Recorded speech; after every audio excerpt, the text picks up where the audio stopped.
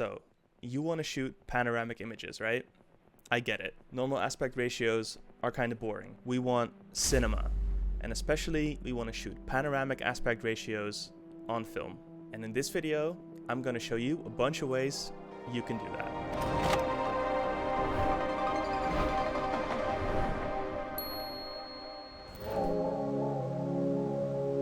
Okay, hear me out, right?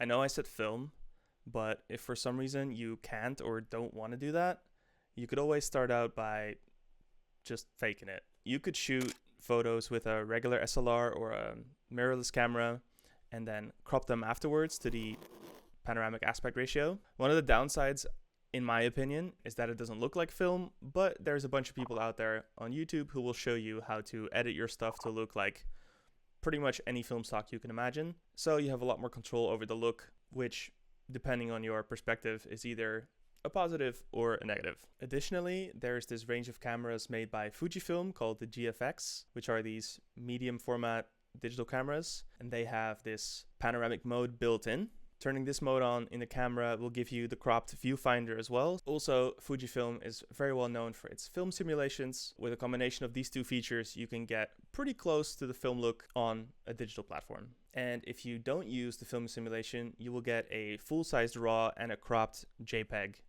so you can have some freedom in the edit. A lot of results I've been able to find on the internet talk about the GFX 50R, which is a camera from 2018, so new ones I think are no longer available, although there is some out on the used market.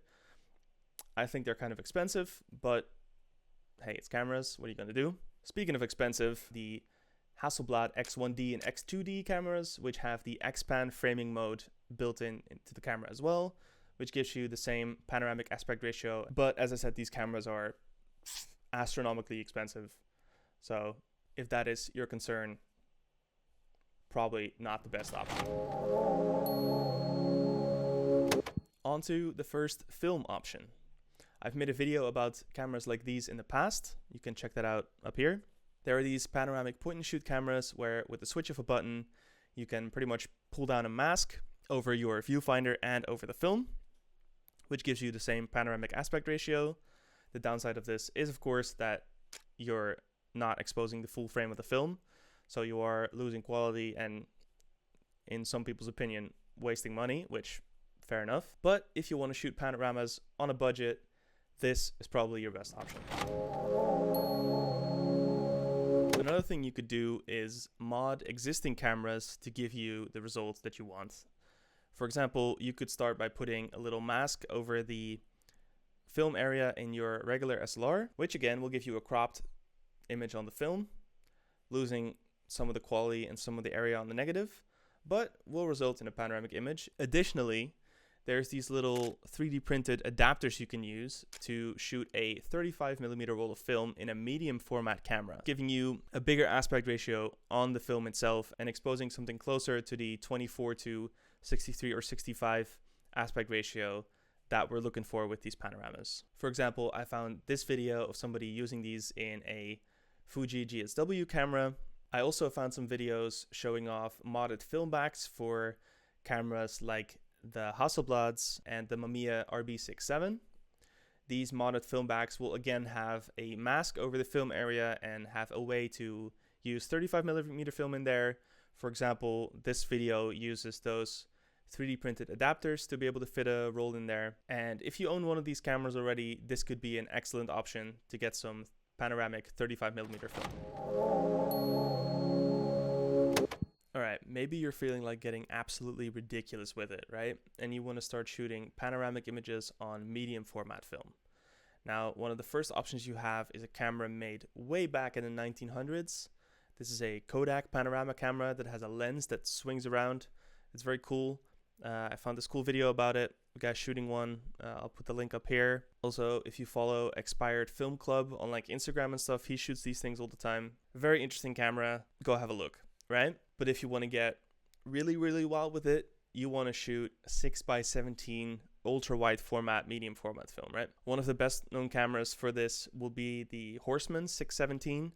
This camera is outlandishly expensive, as are all the 6x17 options out there, to be honest. Like, these cameras are so expensive Just saying, if I win the lottery, I'm not going to tell anybody, but there will be signs, right? Also, if you're interested in this type of photography, I found this video by Nick Carver, who goes over a bunch of different camera options for shooting 6x17, so go check that out as well. And even though it's not medium format, I feel like this video I found on super panoramic sprocket hole photography also deserves an honorable mention, where this guy found a way to use a circuit camera, which is kind of like a slowly swinging around panoramic camera, to shoot 4 whole rolls of 35mm film at once to produce one image, which is just insane.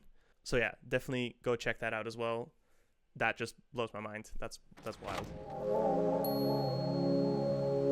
Okay, if you want to get ridiculous but don't have like $8,000 to burn, you could get one of the following options.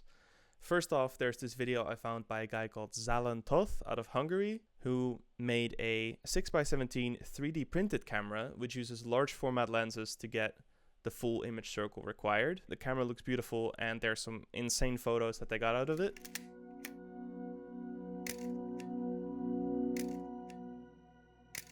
Also, there's a company called Noble Design, who produces 3D printed 6x12 and 6x17 cameras and has some of the lenses for it available as well. Once again, adapting large format lenses to get the required image circle for the ultra wide medium format film. If you want to get more reasonable about it and shoot panoramics without completely breaking the bank, you're going to end up in the DIY space. And here, there's a lot of interesting work being done by a lot of different people. Just to give a few examples, the Brancopan by Cameradactyl, which is a 3D printed body for Mamiya press lenses, I'm pretty sure. There is the Presspan, which is a Frankenstein together Nikon film with also Mamiya press lenses made by Freeman Lin. I'll link to his channel down below as well. There is this video I found by somebody making something called an agnespan, which is a semi-disposable camera being Frankenstein into a panoramic camera for a 3:1 aspect ratio as well. And of course, there's Panoramic, who made a bunch of different cameras, including the Oxygen, which is an X-PAN alternative. And recently he made this anamorphic adapter for a regular 35mm film, which you can squeeze a panoramic negative into a regular negative and then stretch it out again digitally to get the panoramic results, which is very, very cool. Love his work. Another option that is slightly outside of the DIY space is the Sprocket Rocket by Lomography, which will give you a 3:1 aspect ratio as well as exposing the sprockets on the film roll, which gives you a cool, different kind of look. It fits in Lomography's ethos of like embracing the imperfections and doing weird shit. It is a cool option. However, the functionality of the camera is slightly limited because you're limited to only a few apertures and a few shutter speeds, but it could be a cool, cheap, fun alternative if you want to dip your toes in. Lastly, I found this video of a guy using a TLR, twin lens reflex camera, and this switchplate on a tripod, so you can rotate the camera through different areas and then combine them again digitally afterwards to create another medium format wide panoramic view, which is pretty ingenious. Finally, we get to what I consider the gold standard of panoramic cameras. These are two different ones, the widelux and the TEX-PAN. Firstly, I'll talk a little bit about the widelux. This is a camera from back in the late 50s of the previous century, which gives you a panoramic negative by swinging the lens around, which can create some very interesting photos. Most recently, it's gained some new popularity through the actor Jeff Bridges, who likes to take this camera along on shoots and is quite known for using it. He is now involved in a project to resurrect this camera and bring out a new series of it, which is supposedly going to come out this year. All the original drawings and plans for this camera were lost to time, so they're having to re-engineer it from the ground up. And now we get to my holy grail camera. The whole reason I'm really making this video, let's be honest, it's the TEX-PAN, right?